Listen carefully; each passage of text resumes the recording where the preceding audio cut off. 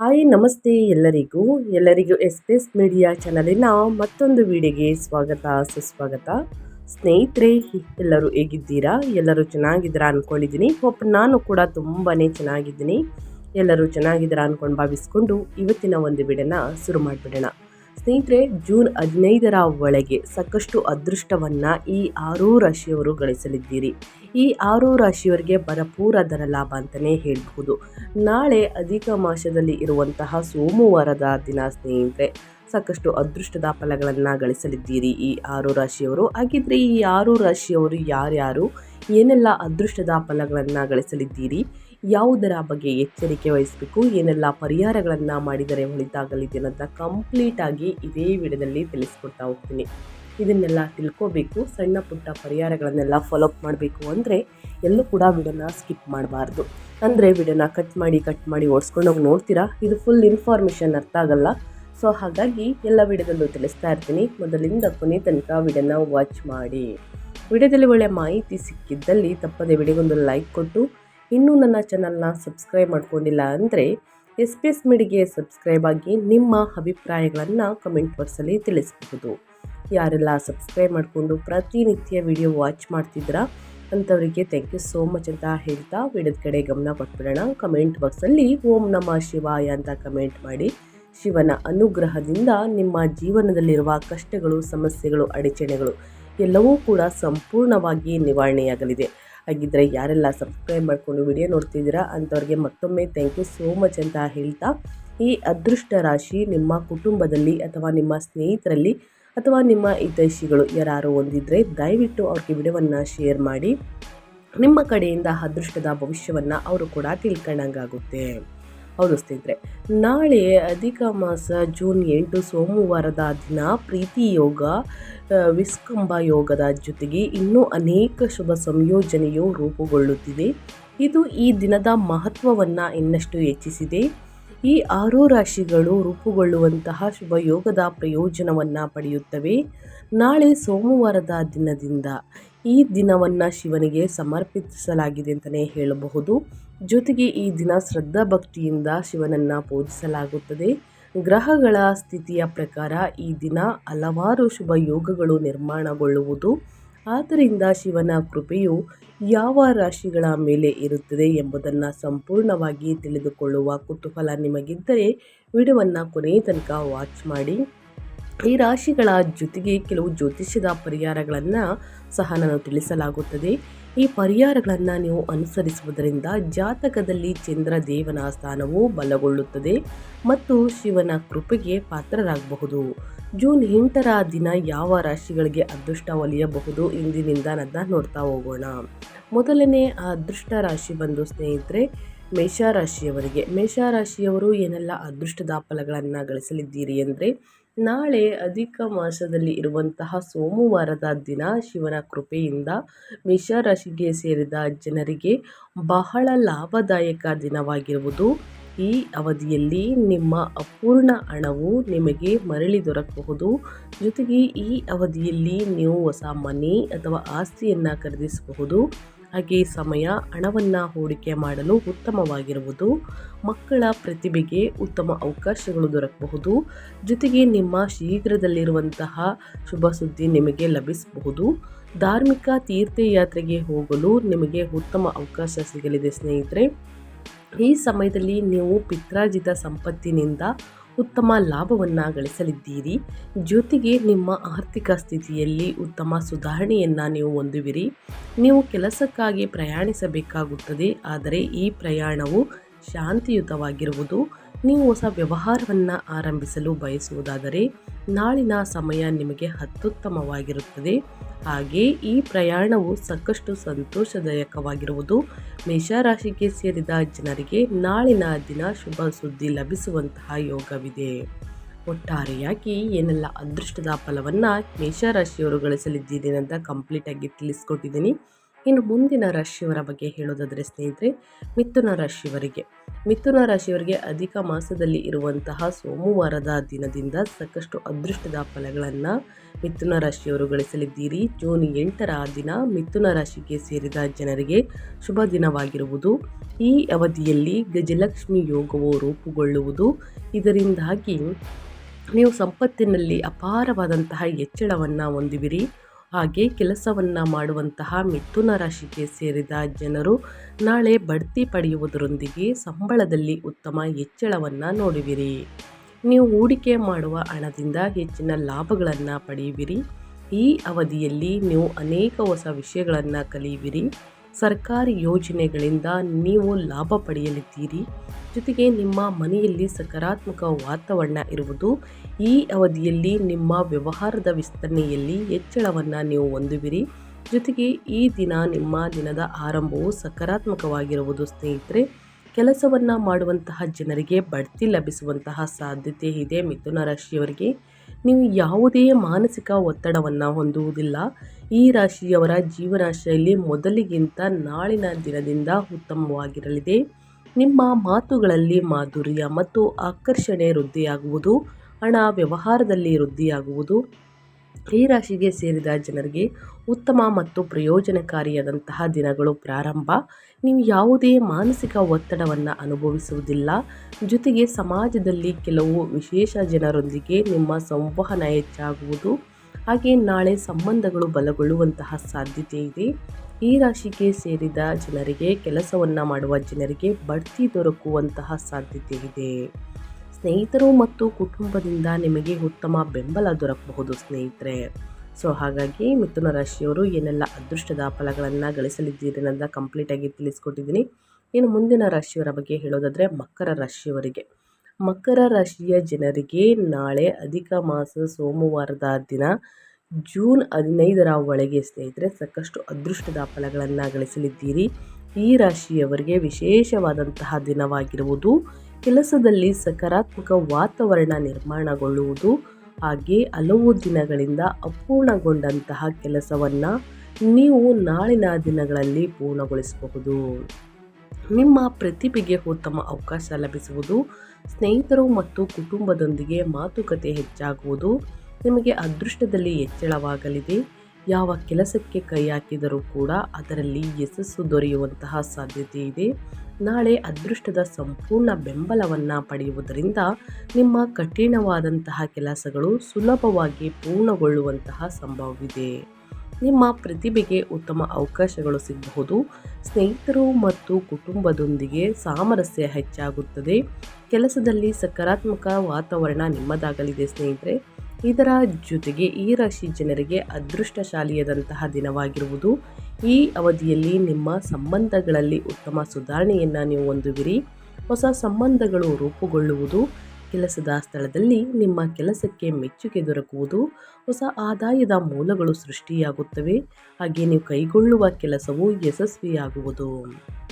ನೀವು ಧಾರ್ಮಿಕ ಚಟುವಟಿಕೆಗಳಲ್ಲಿ ಹೆಚ್ಚಿನ ಆಸಕ್ತಿಯನ್ನು ಹೊಂದುವಿರಿ. ನಿಮ್ಮ ಆದಾಯದ ಮಾರ್ಗಗಳು ಹೆಚ್ಚಾಗುವುದು. ನೀವು ಲಕ್ಷ್ಮೀ ದೇವಿಯ ಆಶೀರ್ವಾದವನ್ನು ಪಡೆಯಲಿದ್ದೀರಿ. ಜೊತೆಗೆ ಕೆಲಸದಲ್ಲಿ ಕೆಲವು ಹೊಸ ಜವಾಬ್ದಾರಿಗಳು ನಿಮಗೆ ಲಭಿಸಬಹುದು. ನಿಮ್ಮ ಮನಸ್ಸು ತುಂಬ ಸಂತೋಷವಾಗಿರುತ್ತದೆ. ಒಟ್ಟಾರೆಯಾಗಿ ಸ್ನೇಹಿತರೆ, ಮಕರ ರಾಶಿಯವರು ಏನೆಲ್ಲ ಅದೃಷ್ಟದ ಫಲಗಳನ್ನು ಗಳಿಸಲಿದ್ದೀರಿ ಅನ್ನೋದನ್ನ ಕಂಪ್ಲೀಟಾಗಿ ತಿಳಿಸ್ಕೊಟ್ಟಿದ್ದೀನಿ. ಇನ್ನು ಮುಂದಿನ ರಾಶಿಯವರ ಬಗ್ಗೆ ಹೇಳೋದಾದರೆ, ಮುಂದಿನ ರಾಶಿ ಬಂದು ಸಿಂಹರಾಶಿಯವರಿಗೆ ಗಜಲಕ್ಷ್ಮಿ ಯೋಗದಿಂದ ಸ್ನೇಹಿತರೆ ಸಾಕಷ್ಟು ಅದೃಷ್ಟದ ಫಲಗಳನ್ನು ಗಳಿಸಲಿದ್ದೀರಿ.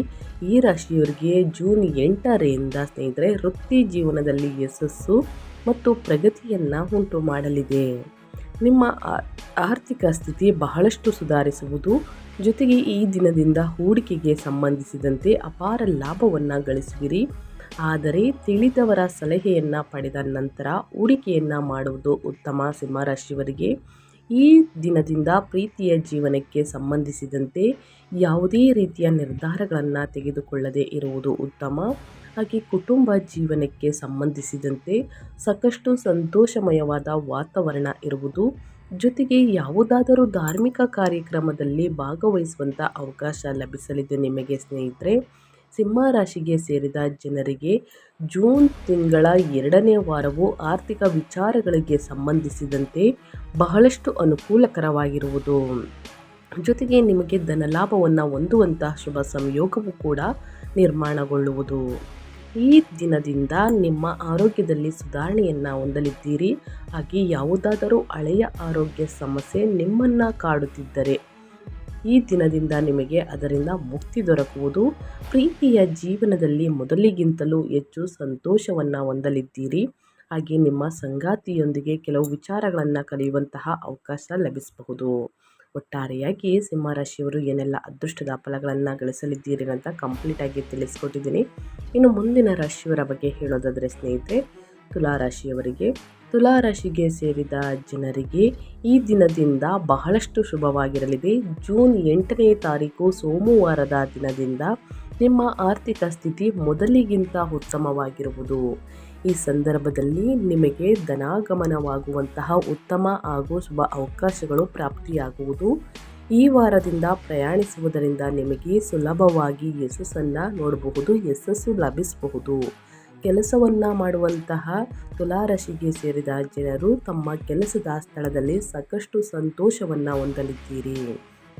ಪ್ರೀತಿಯ ಜೀವನಕ್ಕೆ ಸಂಬಂಧಿಸಿದಂತೆ ಯಾವುದಾದರೂ ಮಹಿಳೆಯ ಕಾರಣದಿಂದಾಗಿ ಜೀವನದಲ್ಲಿ ಕಷ್ಟ ಎದುರಾಗಬಹುದು. ಹಾಗಾಗಿ ಹೊರಗಿನ ವ್ಯಕ್ತಿಗಳನ್ನು ನಿರ್ಲಕ್ಷಿಸುವುದು ಉತ್ತಮ.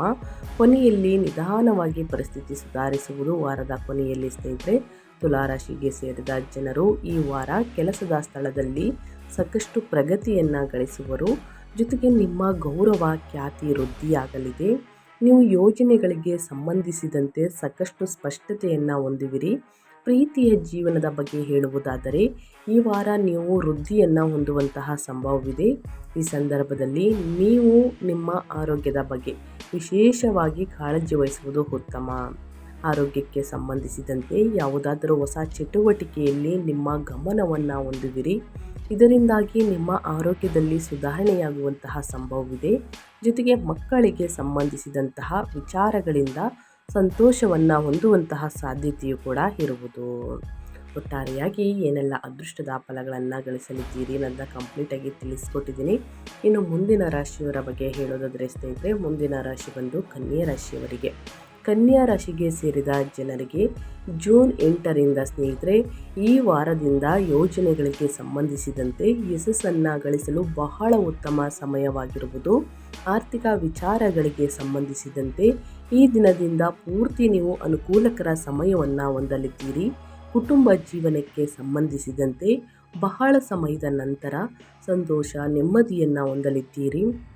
ಕುಟುಂಬದ ಎಲ್ಲ ಸದಸ್ಯರೊಂದಿಗೆ ಉತ್ತಮ ಸಾಮರಸ್ಯವನ್ನು ಹೊಂದುವಿರಿ ಮತ್ತು ಅವರೊಂದಿಗೆ ಸಂಬಂಧವು ಸಾಕಷ್ಟು ಮಾಧುರ್ಯದಿಂದ ಕೂಡಿರುವುದು.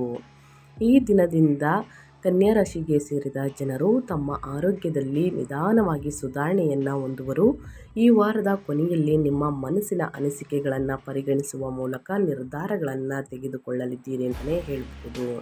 ಕನ್ಯಾ ರಾಶಿಗೆ ಸೇರಿದ ಜನರಿಗೆ ಮುಂದಿನ ದಿನಗಳು ಬಹಳಷ್ಟು ಶುಭವಾಗಿರಲಿದೆ. ನಿಮ್ಮ ಆರ್ಥಿಕ ಸ್ಥಿತಿ ಮೊದಲಿಗಿಂತ ಉತ್ತಮವಾಗಿರುವುದು. ಈ ಸಂದರ್ಭದಲ್ಲಿ ನಿಮಗೆ ಧನಾಗಮನವಾಗುವಂತಹ ಉತ್ತಮ ಹಾಗೂ ಶುಭ ಅವಕಾಶಗಳು ಪ್ರಾಪ್ತಿಯಾಗುವುದು. ಯಾವುದೇ ನಿರ್ಧಾರಗಳನ್ನು ಯೋಚಿಸಿ ತೆಗೆದುಕೊಳ್ಳಿ ಸ್ನೇಹಿತರೆ, ಯಾಕಂದರೆ ದುಡುಕಿನ ನಿರ್ಧಾರಗಳು ಹೊಳಿತಲ್ಲ. ನಿಮಗೆ ಸುಲಭವಾಗಿ ಯಶಸ್ಸು ಲಭಿಸಬಹುದು, ಆದರೆ ಮುಂದಿನ ದಿನಗಳಲ್ಲಿ ಅದು ಕೆಡುಕನ್ನು ಮಾಡಬಹುದು. ಸೊ ಹಾಗಾಗಿ ಯಾವುದೇ ಕಾರಣಕ್ಕೂ ಎಚ್ಚರಿಕೆಯಿಂದ ನಿರ್ಧಾರಗಳನ್ನು ಕನ್ಯಾ ರಾಶಿಯವರು ತೆಗೆದುಕೊಳ್ಳುವುದು ಉತ್ತಮ. ಕೆಲಸವನ್ನು ಮಾಡುವ ಕನ್ಯಾ ರಾಶಿಗೆ ಸೇರಿದ ಜನರು ತಮ್ಮ ಕೆಲಸದ ಸ್ಥಳದಲ್ಲಿ ಸಾಕಷ್ಟು ಸಂತೋಷವನ್ನು ಹೊಂದುವರು. ಪ್ರೀತಿಯ ಜೀವನಕ್ಕೆ ಸಂಬಂಧಿಸಿದಂತೆ ಯಾವುದಾದರೂ ಮಹಿಳೆಯ ಕಾರಣದಿಂದಾಗಿ ಜೀವನದಲ್ಲಿ ಕಷ್ಟ ಹೆಚ್ಚಾಗಬಹುದು. ಹಾಗಾಗಿ ಹೊರಗಿನ ವ್ಯಕ್ತಿಗಳನ್ನು ನಿರ್ಲಕ್ಷಿಸುವುದು ಉತ್ತಮ. ವಾರದ ಕೊನೆಯಲ್ಲಿ ನಿಧಾನವಾಗಿ ಪರಿಸ್ಥಿತಿ ಶುರುವಾಗಲಿದೆ, ಅಂದರೆ ಸುಧಾರಿಸಲಿದೆ ಅಂತಲೇ ಹೇಳಬಹುದು. ಒಟ್ಟಾರೆಯಾಗಿ ಏನೆಲ್ಲ ಅದೃಷ್ಟದ ಫಲಗಳನ್ನು ಗಳಿಸಲಿದ್ದೀರಿ ಅಂತ ಕಂಪ್ಲೀಟಾಗಿ ತಿಳಿಸ್ಕೊಟ್ಟಿದ್ದೀನಿ ಸ್ನೇಹಿತರೆ. ಸೊ ಹಾಗಾಗಿ ತಪ್ಪದೆ ಅದರ ಬಗ್ಗೆ ಎಚ್ಚರಿಕೆ ವಹಿಸಿ ಅಂತ ಹೇಳ್ತಾ, ಈ ಸಣ್ಣ ಪುಟ್ಟ ಪರಿಹಾರದಿಂದ ದೊಡ್ಡ ಸಮಸ್ಯೆಗಳೇ ನಿವಾರಣೆಯಾಗಲಿದೆ. ಸೊ ಹಾಗಾಗಿ ಏನೆಲ್ಲ ಪರಿಹಾರವನ್ನು ಮಾಡಬೇಕು ಅನ್ನೋದನ್ನ ನೋಡ್ತಾ ಹೋಗೋಣ. ಶಿವಲಿಂಗದ ಮೇಲೆ ನೀರನ್ನು ಅರ್ಪಿಸಿ ಸ್ನೇಹಿತರೆ. ನಾಳೆ ಸೋಮವಾರದ ದಿನ ನೀರನ್ನು ಅರ್ಪಿಸುವ ಮೊದಲು ಶಿವನಿಗೆ ನೀರಿನಿಂದ ಅಭಿಷೇಕವನ್ನು ಮಾಡಿರಿ. ಇನ್ನು ಚಂದ್ರನನ್ನು ಬಲಪಡಿಸಲು ಓಂ ಶೋಂ ಸೋಮಾಯ ನಮಃ ಅಥವಾ ಚಂದ್ರ ಬೀಜ ಮಂತ್ರವಾದ ಓಂ ಸ್ರಾಂ ಶ್ರೀಂ ಸ್ರೌಂ ಸಹ ಚಂದ್ರಮಾಸೆ ನಮಃ ಮಂತ್ರವನ್ನು ಸರಿಸುಮಾರು 108 ಬಾರಿ ಜಪಿಸಿ ವಿಶೇಷವಾಗಿ ಸೋಮವಾರದ ದಿನವನ್ನು ಈ ಮಂತ್ರದೊಂದಿಗೆ ಪ್ರಾರಂಭಿಸುವುದು ಬಹಳ ಅಂದರೆ ಬಹಳ ಒಳ್ಳೆಯದು. ಸೋಮವಾರದಂದು ಸುಂದರಕಾಂಡವನ್ನು ಪಠಿಸಿ ಹೀಗೆ ಮಾಡುವುದರಿಂದ ಚಂದ್ರನ ನಕಾರಾತ್ಮಕ ಪ್ರಭಾವವು ಕಡಿಮೆಯಾಗುವುದರೊಂದಿಗೆ ಸಕಾರಾತ್ಮಕ ಫಲಿತಾಂಶಗಳನ್ನು ಪಡೆದುಕೊಳ್ಳುವಿರಿ. ಇನ್ನು ಸೂರ್ಯಾಸ್ತದ ನಂತರ ಹಾಲನ್ನು ಸೇವಿಸಬೇಡಿ. ನೀವು ಸೂರ್ಯಾಸ್ತದ ನಂತರ ಹಾಲನ್ನು ಸೇವಿಸುವುದರಿಂದ ಚಂದ್ರನ ದುಷ್ಭಾವಕ್ಕೆ ಒಳಗಾಗುವಂತಹ ಸಂಭವವಿದೆ ಸ್ನೇಹಿತರೆ. ಸೊ ಹಾಗಾಗಿ ಈ ವಿಚಾರದ ಬಗ್ಗೆ, ಈ ಪರಿಹಾರದ ಬಗ್ಗೆ ಬಹಳಷ್ಟು ಎಚ್ಚರಿಕೆ ವಹಿಸಿ. ಚಂದ್ರನನ್ನು ಬಲಗೊಳಿಸಲು ಬೆಳ್ಳಿಯ ನಾಣ್ಯವನ್ನು ನಿಮ್ಮೊಂದಿಗೆ ಇರಿಸಿಕೊಳ್ಳಿ. ಬೆಳ್ಳಿಯು ನಿಮಗೆ ಶುಭ ಫಲವನ್ನು ನೀಡುವುದು, ಹಾಗೆ ನಿಮ್ಮ ಸ್ವಭಾವದಲ್ಲಿ ಶಾಂತಿಯನ್ನು ನೆಲೆಸುವುದು ಈ 6 ರಾಶಿಯವರಿಗೆ. ಇನ್ನು ಮನೆಯಿಂದ ಹೊರ ಹೋಗುವ ಸಮಯದಲ್ಲಿ ತಾಯಿಯ ಆಶೀರ್ವಾದವನ್ನು ಪಡೆಯಿರಿ ಎಲ್ಲರೂ. ಜೊತೆಗೆ ಚಂದ್ರನನ್ನು ಬಲಪಡಿಸಲು ತಾಯಿಯೊಂದಿಗೆ ಉತ್ತಮ ಸಂಬಂಧವನ್ನು ಕಾಪಾಡಿಕೊಳ್ಳುವುದು ಉತ್ತಮವಾಗಿರುತ್ತದೆ.